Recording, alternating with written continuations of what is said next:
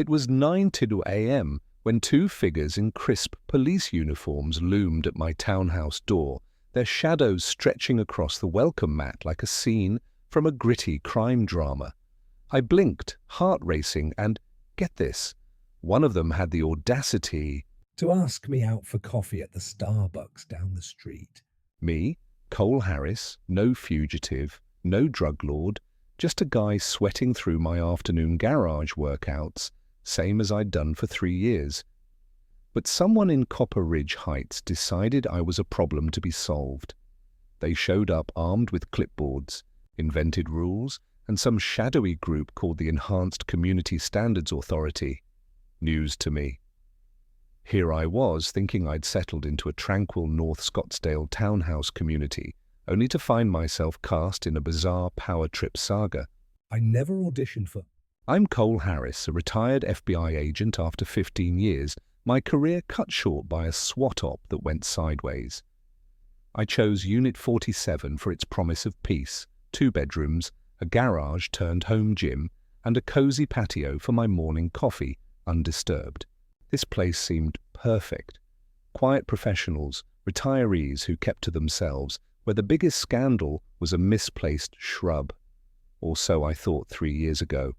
Then, 6 months in, Jessica Martinez from Unit 50 approached me by the pool, her oversized knockoff sunglasses glinting, her nervous energy buzzing like a storm about to break. "Hi there, I'm Jessica," she said, voice trembling with hope. "Would you like to grab coffee sometime?" I smiled, deflecting gently. "That's kind, Jessica, but I'm savoring the quiet life. Retirement's my time for solitude." Her smile didn't just fade, it shattered, a cold, calculating glint replacing the warmth, hinting at something darker beneath the neighborly mask. Which city of the United States are you watching from? Drop a comment and share with us if you've had any confrontation with the HOA. We'll narrate your story on our channel. She recovered quickly with an awkward laugh, but that flash of anger in her eyes should have been my first warning. After that rejection, Jessica's behavior shifted in ways that triggered my professional instincts.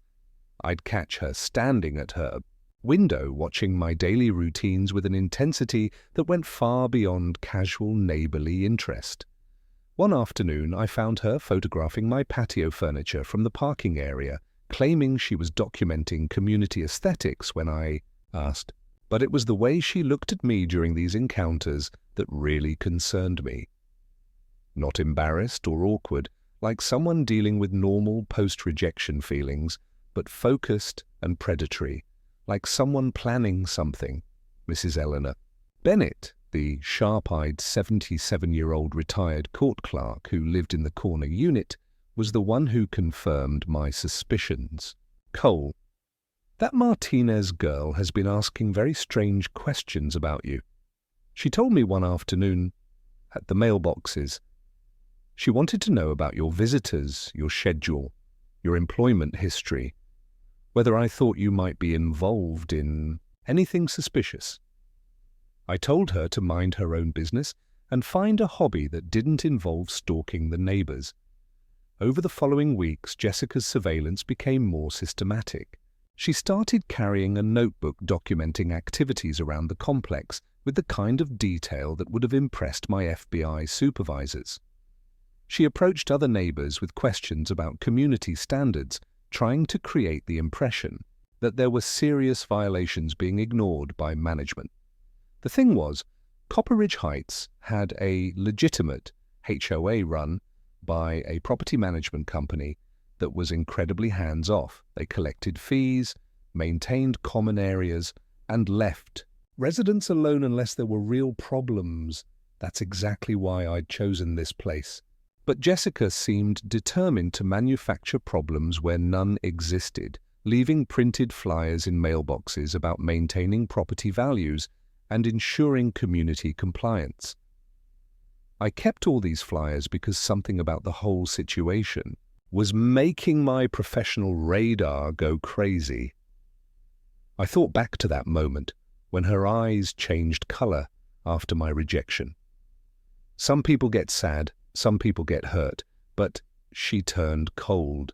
Cold, like I'd just touched a broken copy of a person where rejection didn't exist, only the right to revenge. Back in my FBI days, I'd seen that look before in people who couldn't accept losing control. It was the kind of stare that made experienced agents reach for their sidearms. Now I was seeing it every time I walked to my mailbox, and I was starting to understand that Jessica Martinez wasn't just an awkward neighbor dealing with romantic disappointment. She was someone whose reality had shifted in a fundamental way, and I was about to become the center of whatever twisted narrative she was constructing. The morning everything changed started like any other. I was halfway through my workout routine in the garage when I heard authoritative voices at my front door, not the gentle knock of a neighbor or the professional ring of a delivery driver, but the kind of voices that make you stop what you're doing and pay attention. Through the peephole, I could see two people in what looked like police uniform. The man was tall and broad-shouldered in a complete law enforcement outfit with badge and utility belt. The woman next to him looked familiar, and it took me a moment to realize it was Jessica, but transformed. She wore a blazer over a white shirt, had pulled her hair back professionally, and carried an official-looking clipboard. Both had serious expressions and the posture of people here on official business. I opened the door, immediately shifting into the alert, observational state I'd learned during my federal years. "Good morning. Can I help you?" The man stepped forward and cleared, his throat in a way clearly meant to establish authority. "Sir, I'm Officer Marcus Thompson with Community Standards Enforcement, and this is Standards Officer Martinez. We're here regarding multiple violations of community standards reported regarding this property." I looked at both of them more carefully, my trained eye automatically cataloguing details. Marcus's uniform looked real at first glance, but something felt off. The badge appeared plastic rather than metal, and his utility belt was missing equipment real officers would carry. Jessica was trying to maintain professional demeanor, but I could see satisfaction in her eyes, the look of someone who thought they were about to get revenge. "I'm sorry, but could you tell me exactly which agency you represent?" I wasn't aware that Copper Ridge Heights had any kind of standards enforcement beyond regular HOA management. Marcus pulled out what was supposed to be an official citation book, but I could see it was just a generic pad from an office supply store with violation notice printed across the top. "Sir, we represent the Enhanced Community Standards Authority, established under Arizona HOA Statute 47B to ensure compliance with community standards in residential developments." I had to suppress a smile. After 15 years in federal law enforcement, I knew there was no such statute, but I decided to play along and see where this was heading. The amateur hour was about to get very interesting, and I had a feeling these two had no idea what they just walked into. "What specific violations are you here to discuss?" I asked, keeping my voice neutral while my mind catalogued every detail of their performance. Jessica stepped forward eagerly, consulting her clipboard with theatrical precision. "Mr. Paris, we've received complaints about excessive noise during community quiet hours from your garage activities, unauthorized weapon storage violating community safety standards, and landscaping non-compliance with aesthetic guideline."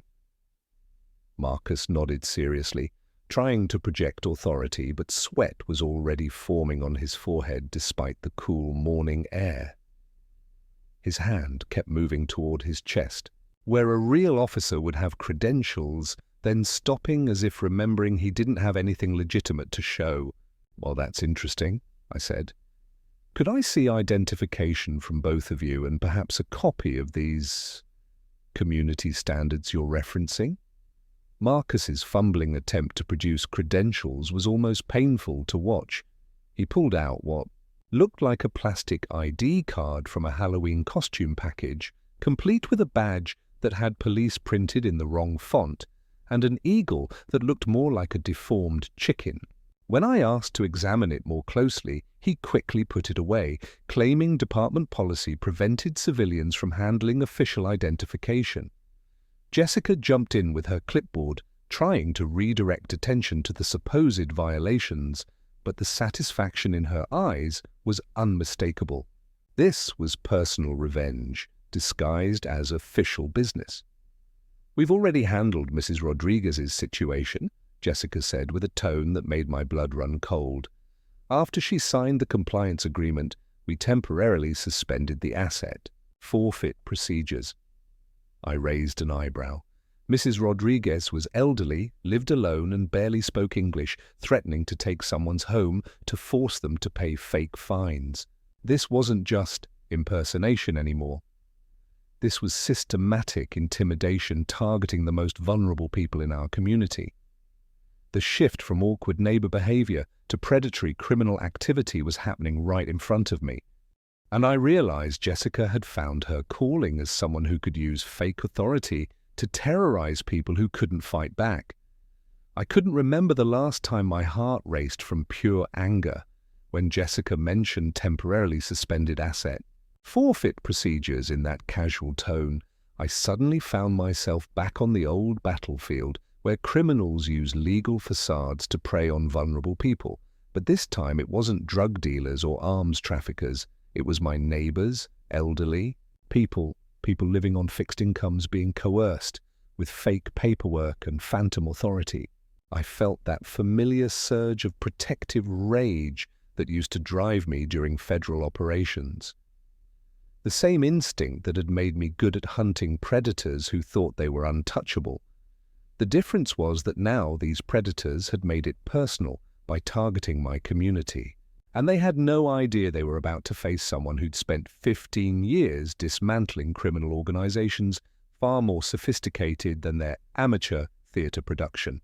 "Before we continue," I said, "I'd like to verify your authority to issue these citations. What's your department's main number?" The look that passed between Marcus and Jessica was pure panic, disguised as professional irritation. Marcus puffed out his chest in what was probably meant to be intimidating. "Sir, questioning the authority of law enforcement officers is a serious matter. We're conducting an official investigation and your cooperation is required under community standards enforcement protocols." Everything about his response was wrong. Real officers don't get offended by verification requests. They expect them. They also don't use vague phrases like enforcement protocols when they could cite specific laws. Just then, Mr. Patterson from Unit 39 walked by on his morning jog and stopped when he saw the police at my door. "Everything okay here, Cole?" he asked, then looked at Marcus and Jessica with obvious confusion. "Are you guys the same community standards people who told Mrs. Rodriguez she needed to pay fines for her rose garden?" "Because I looked into that and there's no record of your organization with the city or county." Marcus's face turned red. He actually stepped toward Mr. Patterson in what appeared to be an attempt at intimidation. "Sir, you need to move along. This is official business." But Mr. Patterson, a retired accountant with no patience for obvious nonsense, just laughed.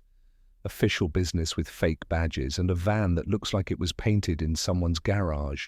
Right." He pulled out his phone and started taking pictures of their vehicle before continuing his job. The interaction with Mr. Patterson completely derailed whatever script Marcus and Jessica had prepared. Jessica tried to regain control by pulling out her fake citation book and writing something down with exaggerated authority. "Mr. Harris, you're now being cited for failure to cooperate with the community standards investigation, which carries additional penalties under our enforcement guidelines." She tore off a piece of paper and handed it to me, obviously homemade, printed on regular copy paper with blanks filled in by hand. The citation number was clearly made up. The officer's signature was illegible and there was no official seal or department contact information anywhere on the document. You have 72 hours to respond to these violations, or we'll be forced to escalate enforcement measures, Marcus added, trying to sound official while clearly rattled by the unexpected witness to their performance. They turned and walked back to their fake police van, attempting to maintain professional demeanor, but obviously frustrated that I hadn't simply accepted their authority and complied with their demands. As I watched them drive away in their Honda Odyssey painted dark blue with vinyl polys lettering, I realized this wasn't just awkward post-rejection behavior. This was an organized effort to harass and intimidate me, possibly as part of some larger scam targeting the community. The amateur theatrical production I just witnessed had all the hallmarks of something more serious than neighborhood drama, and my protective instincts were now fully activated. I closed the door and went straight to my home office, where I kept the secure laptop I used for veteran consulting work. If Marcus Thompson and Jessica Martinez wanted to play games involving fake law enforcement, they'd picked the wrong target. I had access to databases and contacts that would let me verify their claims and backgrounds in ways they probably never imagined. My first call was to Officer Ryan Nakamura with Scottsdale PD, someone I'd worked with during my FBI days when we collaborated on federal local jurisdiction cases. Ryan, I need you to run some names through the system. I think I've got neighbors playing dress-up cop, but something about this feels more organized than just a prank. There was a pause before Nakamura responded, and his voice took on the serious tone I remembered from our task force days. Cole, you said Marcus Thompson. Jesus, Mac, that guy's got a record. We've been looking for him in connection with several fraud cases involving fake authority schemes. What the hell is he doing in your neighborhood? The conversation that followed changed everything I thought I knew about my morning visitors. What I'd initially dismissed as elaborate harassment from a rejected neighbor was actually part of a much larger criminal operation, and I'd just become their latest target. Nakamura filled me in on Marcus Thompson's background while I pulled up my secure databases. Marcus has been on our radar for months, multiple scams across the Phoenix area, always involving fake authority schemes. Sometimes he's a building inspector, sometimes code enforcement. Now, apparently community standards, the guy failed police academy psych evaluations twice and has been living out his cop fantasies by targeting people who don't know better. I was already running searches through law enforcement databases I still had access to, and what I found painted a disturbing picture of organized criminal activity that went far beyond neighborhood harassment. Marcus Thompson had a criminal history spanning over a decade: fraud, impersonating police officers, harassment with arrests in multiple Arizona jurisdictions. His employment record showed he'd been fired from 3 different security companies for misconduct, and his police academy applications had been rejected, not just for psychological reasons, but also because of his existing criminal background. Jessica Martinez's profile was equally concerning. No legitimate employment for 18 months, multiple evictions, harassment complaints from neighbors in previous communities, and social media activity showing obsessive posts about authority figures and law enforcement fantasies. Most telling was that her current address was listed as Marcus's residence here in Copper Ridge Heights, explaining how they'd connected. Before calling Nakamura back, I decided to contact Mr. Liu, our HOA management representative, who had visited me twice earlier this year, but his number went straight to disconnection. Mrs. Bennett mentioned something odd when I asked her about it. Funny thing, ever since Martinez started distributing those flyers, Mr. Liu disappeared. Nobody's seen him at any HOA meetings either. It could have been coincidence. It could also have been that some people were benefiting from the new authority in our neighborhood. The possibility that they had inside help or had somehow compromised our legitimate management added another layer of concern to an already troubling situation. The Enhanced Community Standards Authority they claimed to represent didn't exist in any legitimate capacity. No registration with the Arizona Corporation Commission, no business license, no insurance or bonding, and certainly no legal authority to enforce anything anywhere. What they were running was elaborate theater designed to intimidate people into compliance through fake authority. And apparently, it had been working. Mrs. Bennett had mentioned other residents being approached with similar claims, and I was starting to realize that what I had experienced was just one part of a systematic operation targeting our entire community. I walked over to Mrs. Bennett's unit that afternoon to get her full report on what she'd observed. What she told me made my blood boil. Cole, they've been systematically visiting residents claiming to conduct community standards inspections. Mrs. Rodriguez in Unit 23 paid them $800 for landscaping violations. Mr. Kim in Unit 67 got so scared by their threats that he's talking about moving rather than dealing with what he thinks are legal problems.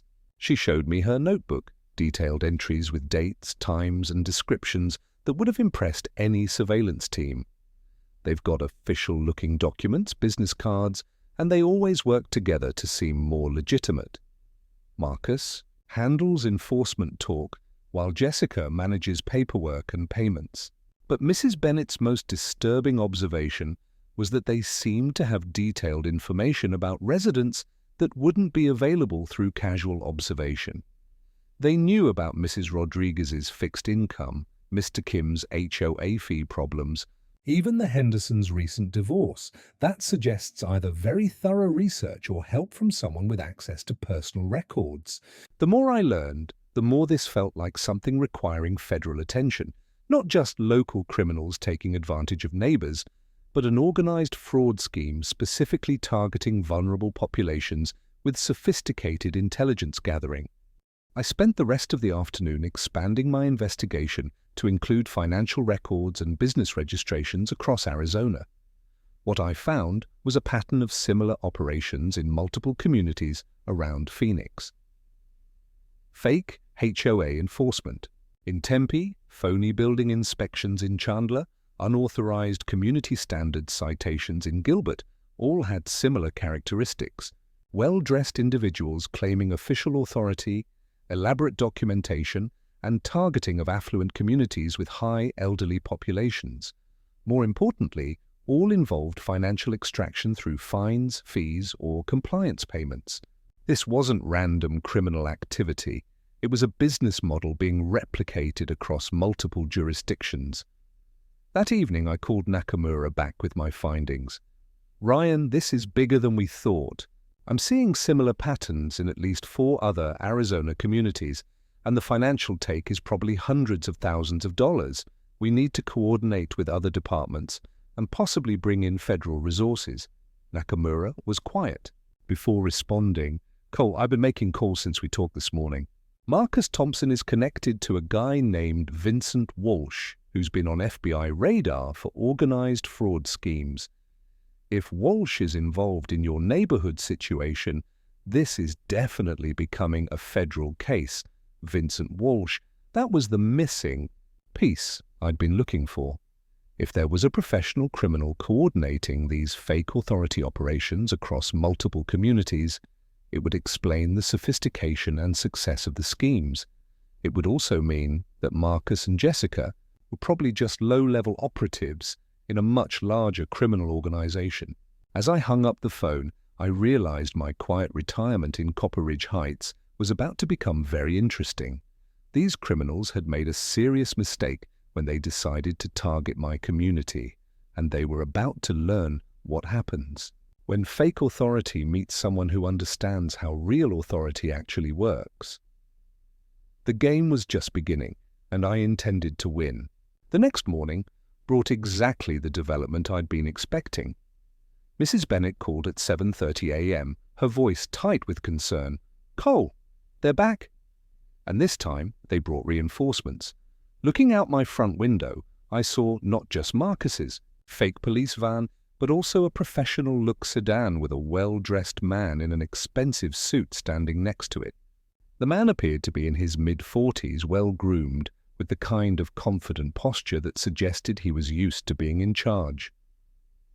"That must be Vincent Walsh," I said, recognizing this is exactly the escalation I'd been hoping for. I quickly activated my surveillance setup. Cameras positioned throughout my unit to cover every angle, all legally placed on my own property with audio recording capabilities that would capture our entire conversation. If Vincent Walsh wanted to escalate this fake authority operation, I was going to ensure every moment was preserved as evidence for federal prosecutors. I also sent Nakamura a quick text letting him know the situation was developing and I might need backup within hours. Then I dressed like a typical retiree, khaki pants, plain polo shirt, comfortable shoes, to appear as non-threatening as possible while they revealed the full scope of their criminal operation. The knock came at exactly 9 a.m., but this time, the group dynamics were completely different. Vincent Walsh took the lead position with Marcus and Jessica flanking him like subordinates, waiting for instructions. Walsh carried an expensive leather portfolio and projected the kind of confident authority that probably worked well on people unfamiliar with real power structures. "Mr. Harris, I'm Vincent Walsh with Arizona Community Standards Consulting. I understand you've had difficulty cooperating with our enforcement team." His voice was smooth and practiced, exactly the tone that would intimidate most people into compliance without resistance. "Mr. Walsh, I'm not familiar with your organization. Could you explain what authority you have to enforce standards in this community?" I kept my voice polite but skeptical, watching his micro-expressions for the tells that would confirm everything I suspected. Walsh smiled condescendingly, clearly thinking he was dealing with someone who didn't understand how the world worked. The Arizona Community Standards Consulting has been contracted by multiple homeowner associations throughout the state to ensure compliance with community standards and property values protection. We have full legal authority to assess violations, issue citations, and coordinate with local authorities for enforcement when necessary. He opened his portfolio and pulled out impressive-looking documents, business cards, and certificates that would fool most people at first glance. But I'd seen enough fake documents during my FBI career to recognize professional forgery.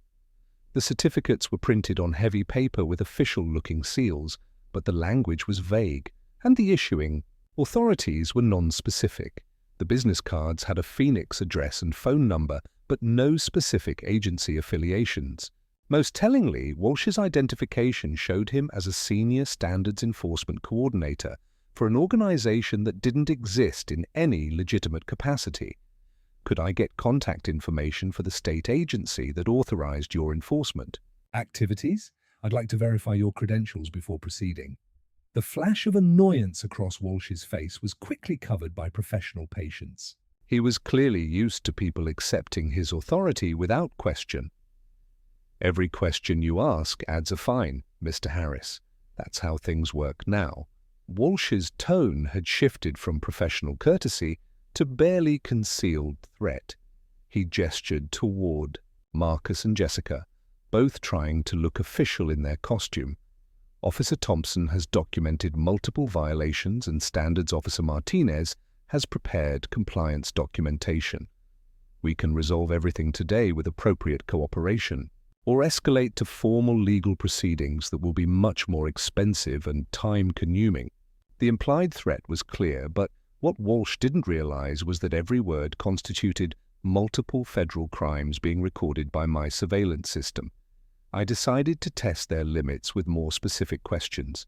"Mr. Walsh, you mentioned state regulations. Could you cite the specific Arizona revised statute that gives you authority to issue citations to private property owners?" Walsh's confident expression flickered slightly. "Mr. Harris, I'm not here to provide legal education. The relevant statutes are referenced in our documentation, and your compliance is required regardless of your personal understanding of the regulatory framework." That non-answer confirmed everything I suspected.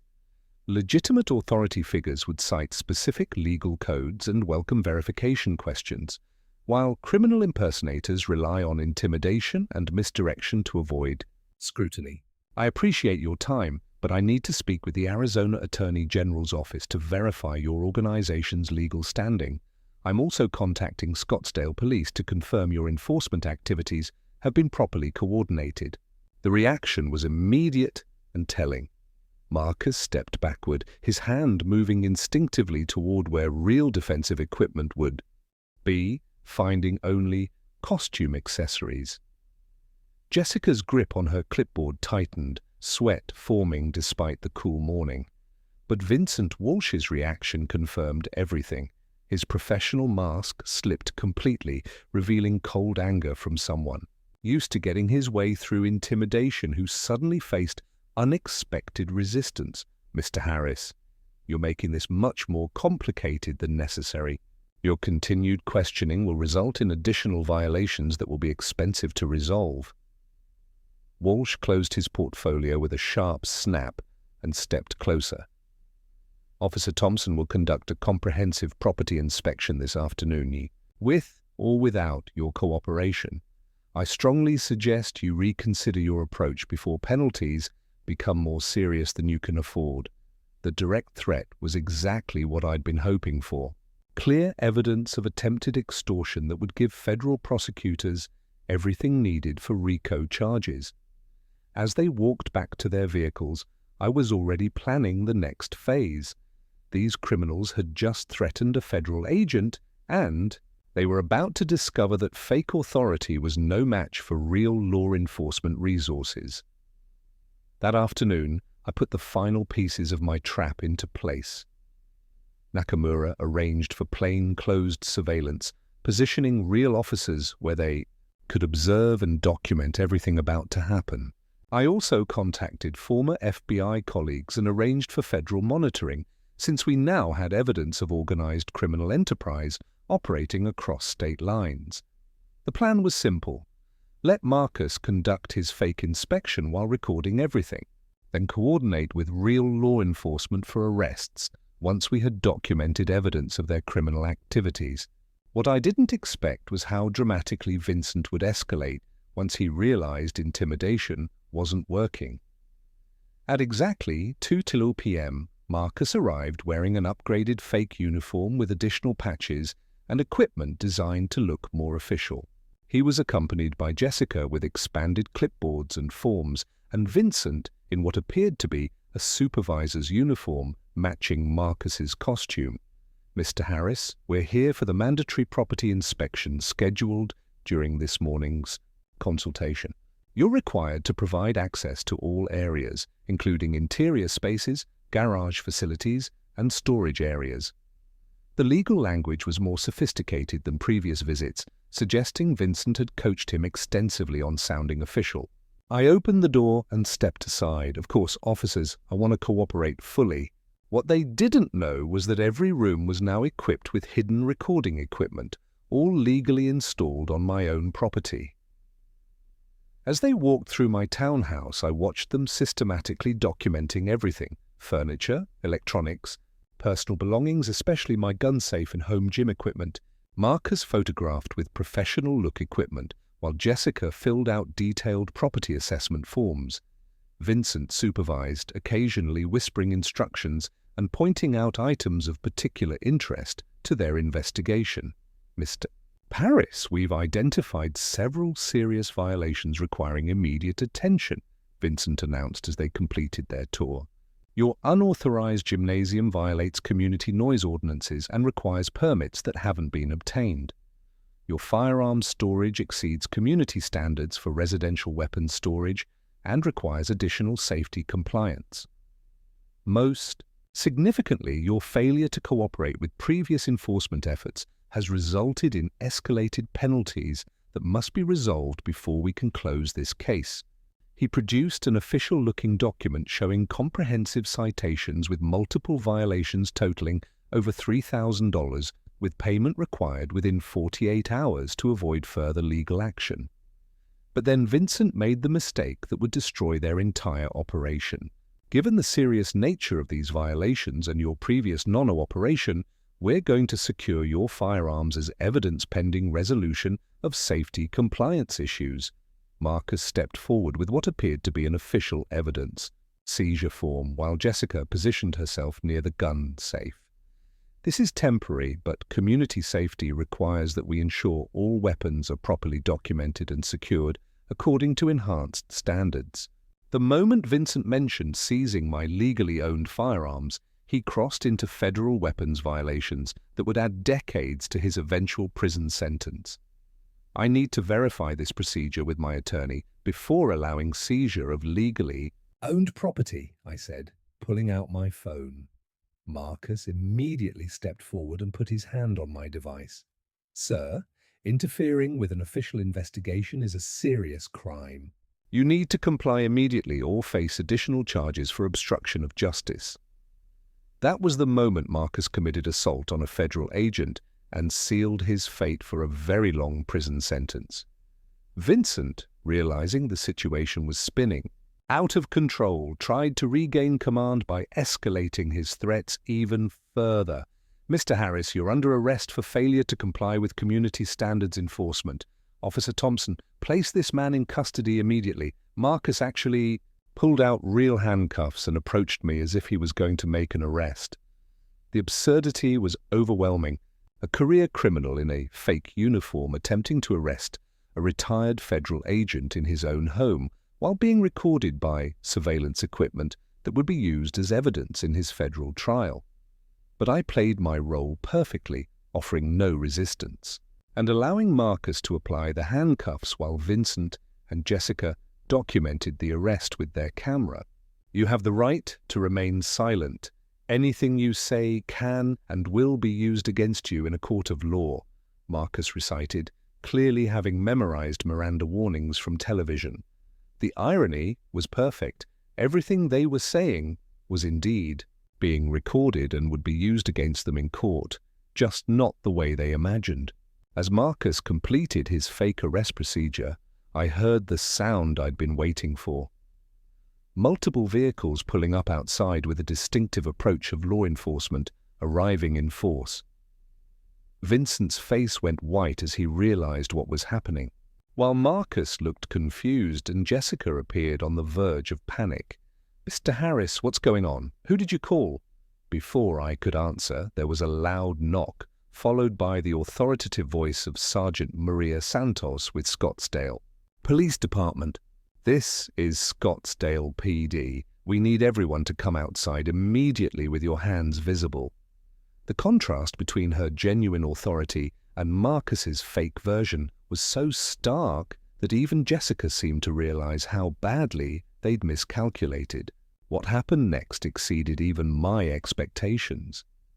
As Sergeant Santos and her backup officers entered to assess the situation, Marcus actually tried to assert his fake authority over real police.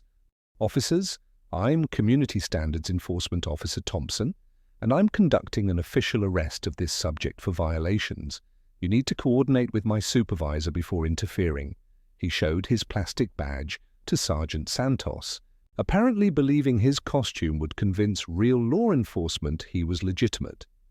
The look on Santos's face was priceless: disbelief, professional outrage, and barely contained laughter at the absurdity of a criminal trying to arrest a retired federal agent while wearing a Halloween costume. Sir, you are under arrest for impersonating a police officer, assault, unlawful imprisonment, and fraud.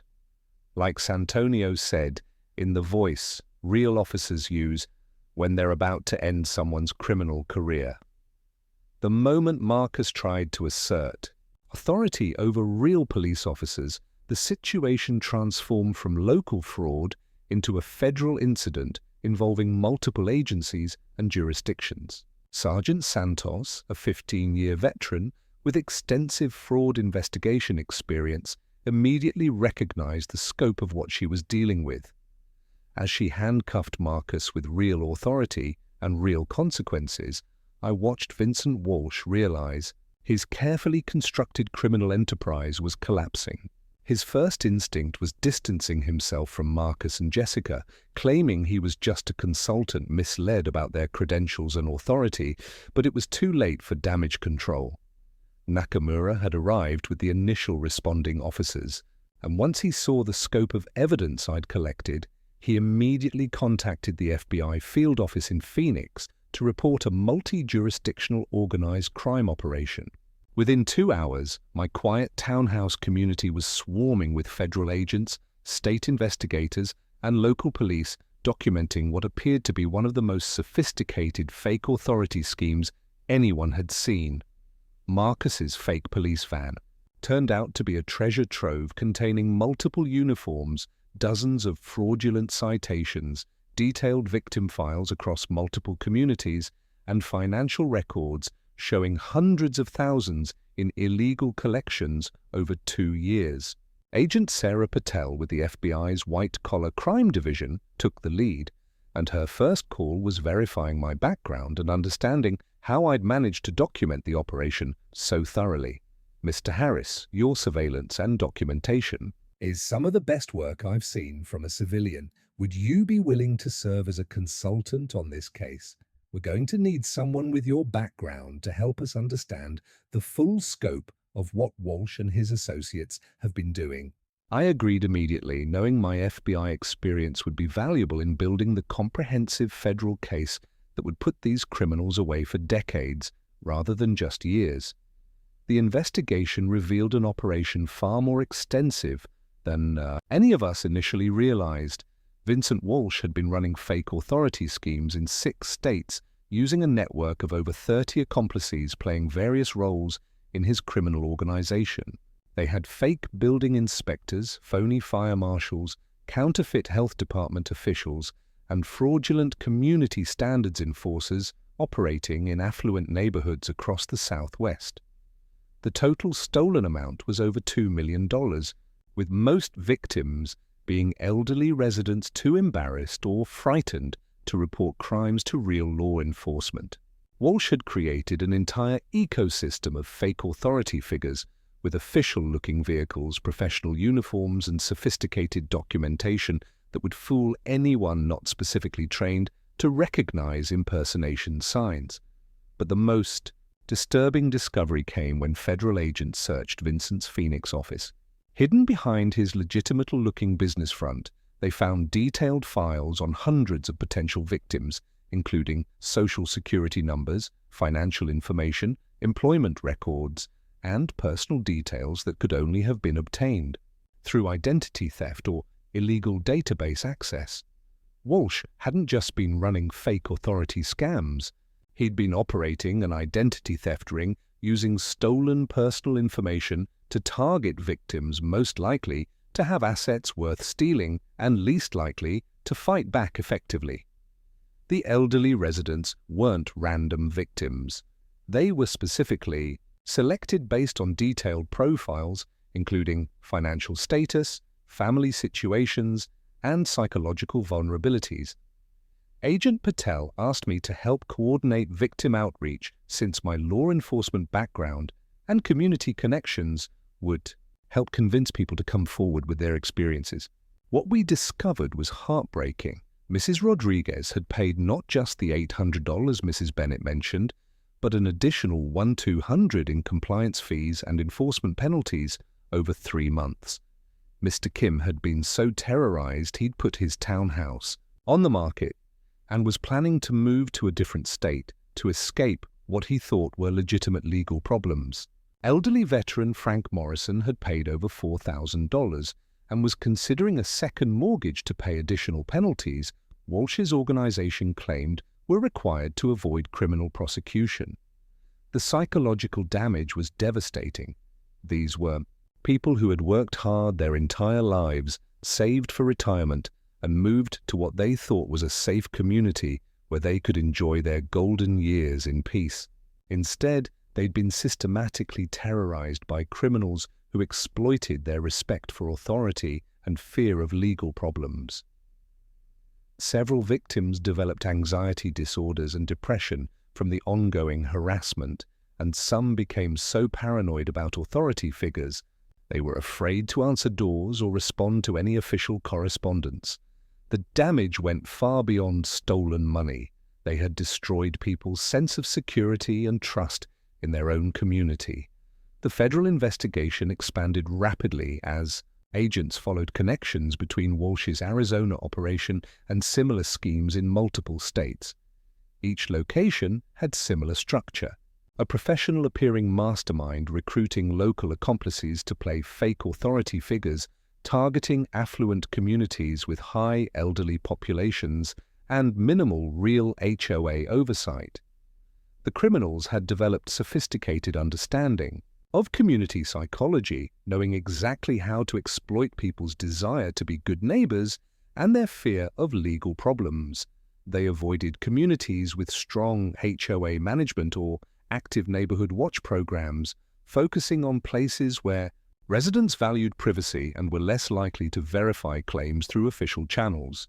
As the investigation scope became clear, Agent Patel asked me to consider a more formal role in the federal task force being organized to address what appeared to be a national epidemic of fake authority fraud.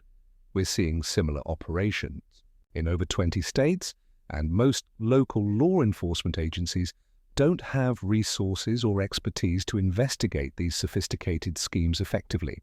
The Department of Justice is putting together a specialized unit to coordinate investigations and prosecutions, and they need someone with your background to help develop training materials and victim outreach programs. The offer was exactly what I hadn't known I was looking for: a way to use my federal experience to protect vulnerable people while maintaining the flexibility and autonomy that had made retirement appealing in the first place. The federal trials that followed delivered exactly the kind of justice I'd hoped for. Vincent Walsh, faced with overwhelming evidence and dozens of victim testimonies, accepted a plea agreement sentencing him to 18 years in federal prison, followed by 5 years supervised release.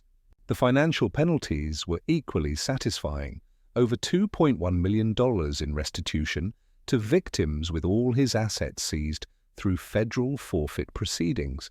Marcus Thompson, who had compounded his crimes by assaulting me and attempting to arrest real police officers, received an 8-year combined sentence on state and federal charges with permanent ban from any security or law enforcement employment. Jessica Martinez's role as manipulated accomplice resulted in 4 years probation and 1,000 hours community service, along with mandatory psychological counseling and $23,000 in restitution, specifically to Copper Ridge Heights victims. The restitution payments meant elderly residents who had been financially victimized were able to recover their losses and rebuild their sense of security. Frank Morrison, the veteran who had been considering a second mortgage to pay fake fines, used his restitution money to take a vacation with his grandchildren, the first time he'd left his townhouse for recreation in over a year. Mrs. Rodriguez was able to pay off medical bills she'd been struggling with, and Mr. Kim decided not to sell his home after all, instead investing in security improvements that made him feel safer in his own community. The financial recovery was important, but seeing these people regain their confidence and sense of safety was even more meaningful. The national impact of the case was significant. The Department of Justice used our evidence and investigation techniques to develop comprehensive training programs for local law enforcement agencies across the country. The program, which I helped design and now help implement, teaches officers how to recognize fake authority schemes, investigate organized fraud operations, and coordinate with federal agencies when local crimes are part of larger criminal enterprises. We've also developed educational materials for community organizations, HOA boards, and senior centers that help potential victims recognize warning signs of fake authority fraud and know how to verify claims before complying with demands for payments or property access.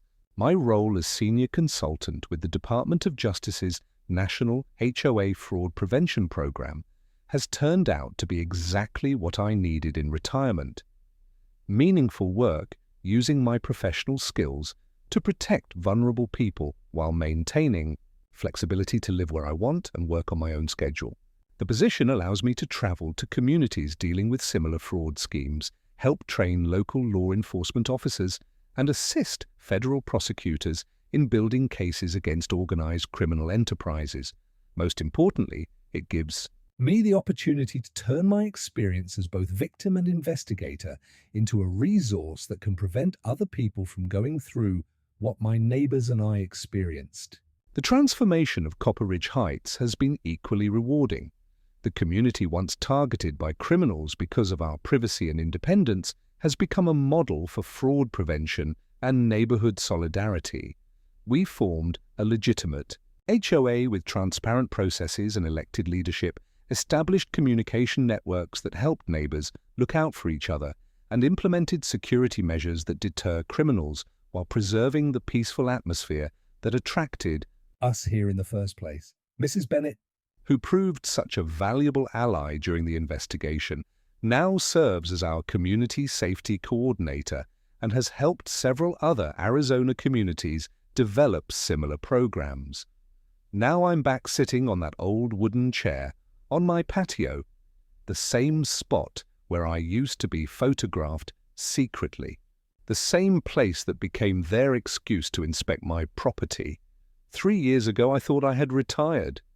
Now I understand. You can't rest when bad people wear uniforms and knock on elderly people's doors. They used fake power to threaten. I used real law to end their game. Hit that bell so you never miss a moment, because things only get crazier from here.